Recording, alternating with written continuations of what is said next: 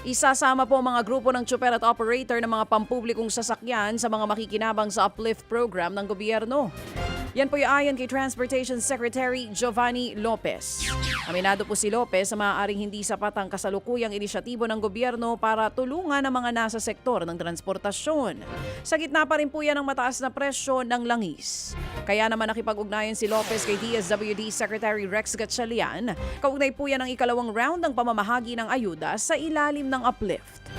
Base naman sa usapan ni Lopez at Gatchalian, isasama na po ang transport group sa susunod na distribusyon. Sa kasalukuyan, nasa 1.2 milyong low-income workers na beripikado ng SSS ang nakatanggap ng 2,000 piso kada buwan hanggang Disyembre. Samantala, magpapatuloy po ang fuel discount ng gobyerno para sa mga pampublikong sasakyan. Yan ang tiniyak ng Malacanang matapos i-anunsyo na itataas nga po sa 12 pesos kada litro ang diskwento. Ayon po kay Palace Press Officer Attorney Claire Castro, sa ngayon ay hindi masabi ng gobyerno kung hanggang kailan ito magtatagal. Pero hindi ito mawawala hanggat kinakailangan ng tulong ng ating mga kapatid sa sektor ng transportasyon. Una nang inilunsad ang programa noong Abril at pinalawig po hanggang katapusan ng Agosto.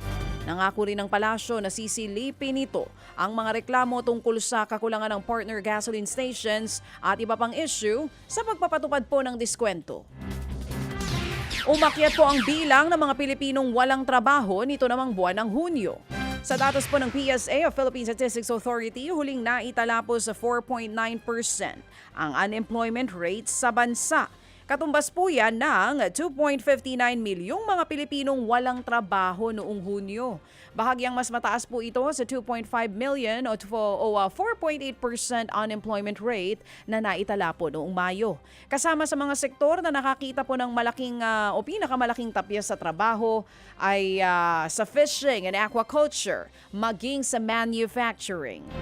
Mga kapatid, patuloy po kayong tumutok sa 105.9 True FM para sa totoong balita, impormasyon, music and entertainment. Mag-subscribe sa aming YouTube channel at podcast at sundan nyo kami sa Facebook, Instagram, X at TikTok sa True Network PH. Bisitahin din po ang aming official website, truefm.ph.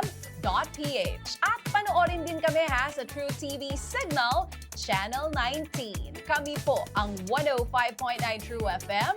Laging true sa'yo, kapatid.